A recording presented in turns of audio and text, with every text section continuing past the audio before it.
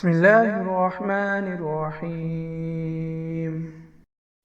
آئینہ دیکھنے کی دعا۔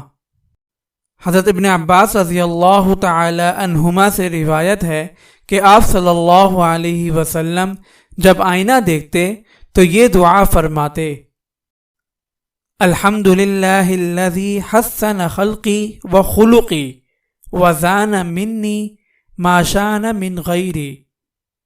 تعریف اس اللہ کی جس نے صورت اور سیرت کو بہتر بنایا اور مزین کیا جس سے دوسروں کو مزین نہیں کیا۔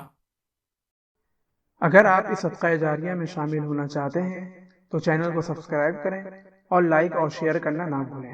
جزاک اللہ خیرا۔